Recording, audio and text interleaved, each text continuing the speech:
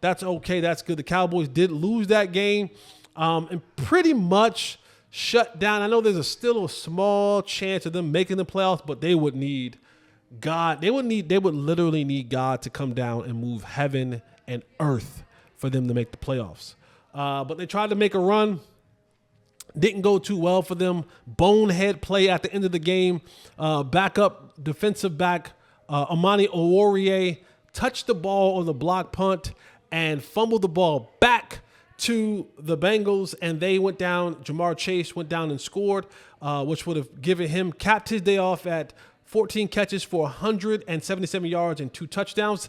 By the way, puts Jamar Chase in a very, very, very exclusive driver's seat because right now he's trying to get the Triple Crown.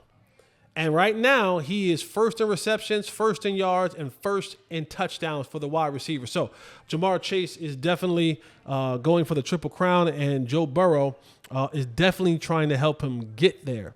But let's take a look at the Panthers. Before we get fully into the Panthers, one player that the Cowboys will not have this week versus the Panthers, their budding superstar linebacker, DeMarvion Overshown. In that Cincinnati game last week, DeMarvion got rolled up by Mozzie Smith and some other Bengals players, was helped off the field after the game. Mike McCarthy talked about it was of the serious type when it came to an injury. Got the MRI earlier this week, and it was very unfortunate news, very heartbreaking news. DeMarvion Overshown tore his MCL, PCL, and ACL.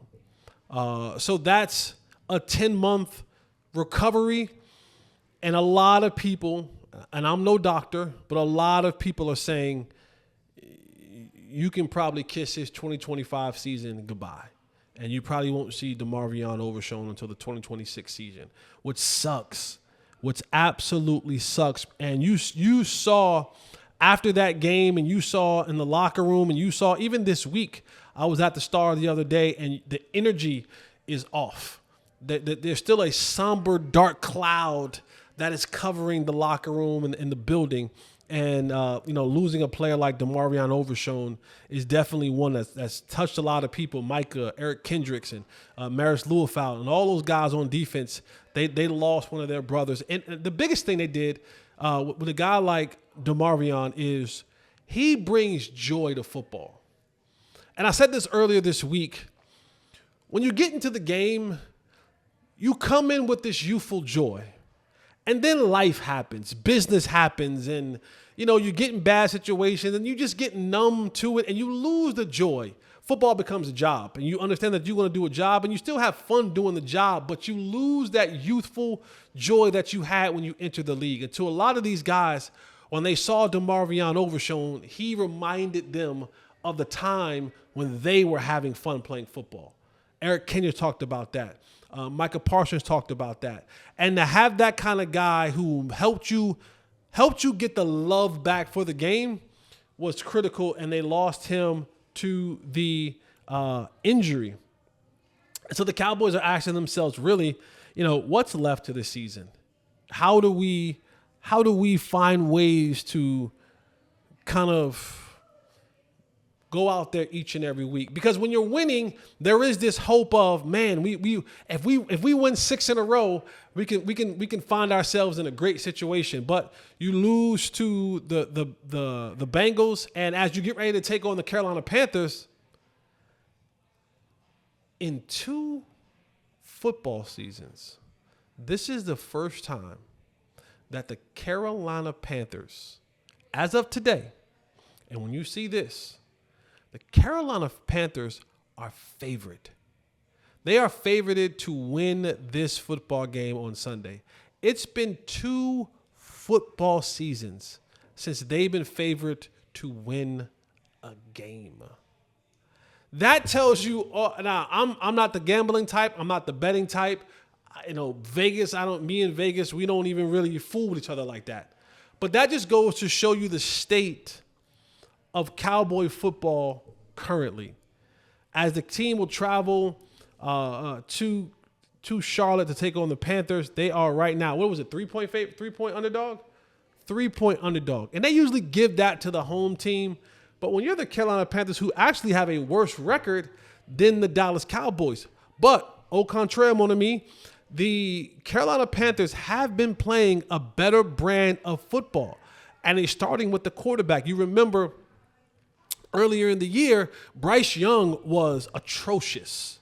He was absolutely atrocious. They brought in a new head coach, Canales, and they were trying to figure this thing out. And this Bryce Young was atrocious. And they benched him. And they input the Red Rocket. Is it the Red Rocket or the Red Rifle? The Red Rifle. TCU's own. TCU's own Andy Dalton. Andy Dalton got into a car accident. And they had to go back to the kid. And he has played better. The Panthers have found a running game. Sucks for their running game. Took a major hit this week. Jonathan Brooks, who was the rookie from Texas, who tore his ACL at Texas and it was missing most of the year, recovering from that ACL. And on one of his runs in the game 2 weeks ago, takes a handoff, puts his foot in the ground, tries to cut to his left, tears the ACL in the same knee again. And it sucks because it happens in December, which means he's on the same trajectory to miss a large portion of the season next year, recovering from that ACL injury. But the one thing that Bryce has been able to do, I shouldn't say Bryce, the Panthers been able to do, they've been able to run the ball better. Chuba Hubbard is their running back, and he's been okay. You know, I'm not going to pump him up too much, but Chuba, he has been running the football. He is a very solid running back, and the Cowboys are going to have their hands full with Chuba Hubbard this weekend. That's one thing that the Canales and this offense has done is they've taken the ball out of Bryce Young's hands in the simple form of establishing a better running game, allowing Chuba Hubbard to be the force multiplier offensively. And then what they're trying to do now is, and I think this was a big thing, and this is a big thing a lot of times for young quarterbacks entering the league. See, it's one thing when you enter the league and you're on one of those teams that have a lot of high caliber players around you.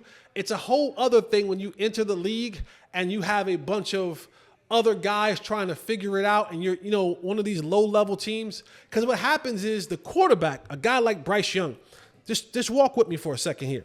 A guy like Bryce Young, when he was in college, right? One, he was at Alabama, and Alabama had all the 5-star offensive linemen.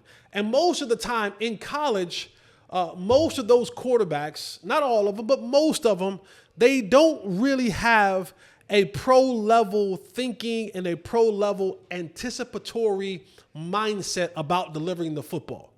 And so what happens in college is a lot of times these college quarterbacks, when they get the ball, they let the play develop, and then they see the wide receiver come open and then throw the ball. That is a no-no. That's a no-no in the National Football League. If you see a receiver come open and then you throw the football, you're probably going to get it intercepted. Or if you're holding the ball, waiting to see if a receiver will get open, you're probably going to be sacked. In the league, what makes good quarterbacks, you watch a guy like Josh Allen and Joe Burrow, it's the Herbert and, of course, guys like Patrick Mahomes. It's the anticipation of the throw. It's being able, you hear the term, throw a guy open. When a guy is still in his break, the ball is halfway there. So that when he comes out of his break, that DB that's right next to him, he's able now to have enough space to complete the pass. And you're not holding on to the ball a long time, and you're getting your head smashed in by the defenders because the lineman can't keep up, defending and blocking these guys for 3, 4, and 5 seconds while you wait for this route to open. Canales has done a great job now with condensing his formation, meaning the receivers are now closer to the line of scrimmage, and now they're running crosser routes. They're running routes now where he can see it develop ahead of time and deliver the ball in anticipation. The out routes, the crossers, the deep overs, those type of routes where the ball is coming out really, really quick, and now he's not having to think too much, and hold on to the ball, and the offensive line are giving up many sacks like they were in the first half of the season. The Cowboys have a great task coming up because they're without DeMar and Overshown. So defensively, they have to step up and be stout. Micah Parsons has been lights out. No sacks last week against Joe Burrow, but he was a menace. He was everywhere. He was chasing Joe Burrow down, and it just shows you how good Joe Burrow really is because Micah just could not get to Joe Burrow.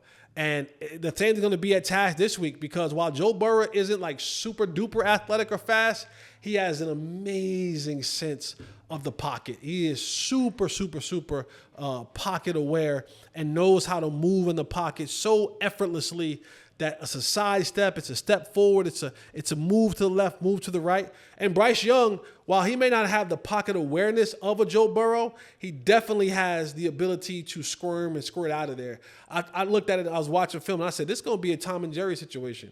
The mouse is going to be Bryce Young, and the cat's going to be Micah, right? And they're going to be chasing each other around all day long. The thing about Bryce Young, though, back when I was playing, that's a long time ago, but there were quarterbacks like Eli Manning and Jay Cutler and Rex Grossman. And when you played those guys, you just knew that quarterback was going to give you one. He was going to do something in that game that was going to give you an opportunity to intercept the ball. Bryce Young is one of those guys. He's going to make a lot of good throws. He's going to make some really good passes to Adam Thielen, Adam Thielen is like the white dude at the rec. At the Y, at LA Fitness. When you go in there and play basketball, doesn't look athletic, doesn't look like he can hoop really, but then you check the ball up and you can't take the ball away from him. He makes every shot. He head fakes. He pump fakes. He's like, that's Adam Thielen. Adam Thielen is a guy who just fundamentally sound, is an 11-year veteran. He's not fast, can't run away from guys, but he just gets open. He just gets open. He makes the layup. He makes the open jump shot. And and sometimes just the non-athleticism tricks the athletic person because we start trying to anticipate. And I say we because I still think I'm athletic. Even though y'all might not believe me, I still think I got a little bit of game left in me. But yeah, it's going to be an interesting game. It's going to be a very, very interesting game. Not going to lie. I would not be shocked if the Cowboys lose this game. And I say that because they're playing on a short week. They just played Monday night, and now they have to play Sunday. I'm telling you, if you could have just like the energy would just evaporated from them. You saw the guys hanging their head. Like I said, I was in the building all this week, and the energies from the players, you just see them. They just look drained. They looked depleted. And you get to this point in the season, and you try to find things that motivate you. Right? Usually it's playoffs. You're getting ready for playoffs. You're trying to figure out where we're at in the seedings. What do we have to play for? Right now, the Cowboys, all they really have to play for is a little bit of pride. A lot of guys are trying to probably get some contracts, but man, I just feel like that loss and the style in which they lost last week, because they were in it. They were in that Cincinnati game, and just when they thought they did enough, they didn't. You even saw how dejected Micah looked on the sideline, walked off the field. I think they're depleted. I do. I think they're depleted. And so for me, I'm gonna go with Vegas. I think the Carolina Panthers win this game. They've been in a lot of tough games. They took Kansas City to the limit. They should have beat Philadelphia. They should have. See, what's his name? Leggett, Xavier Leggett. He talking about eating that raccoon and eating that too far, greasy hands. That raccoon is greasy. And you had a touchdown at the end of that Philadelphia game that you dropped. Leave the raccoon alone, my boy. Please, no more coon. Leave the coon. You ain't from the country no more, man. Go get you a steak. I'm not saying that you gotta forget your roots. No more coon. That's just please. Your hands greasy. That coon is greasy. But their last couple of games, they've been in it. They have been pushing the best teams in this league to the limit. They've come up short in the end. And it's not that the Cowboys aren't doing a good job defensively right now, offensively, man, they just cannot score more than 21 points, 24 points. They can't. They struggle. They really do struggle. And I think the exception is the Washington game, where that game, I mean, that game was 13-9 with 5 minutes to go. And then I don't know what happened, but they just can't score offensive points. And so, you know, a lot of these guys will be looking for incentives. I know Rico is 269 yards from 1,000. CeeDee Lamb is a couple yards from 1,000. So guys will be looking for incentives. I think that's all they have to really play for at this point in time. So give me the Carolina Panthers 21.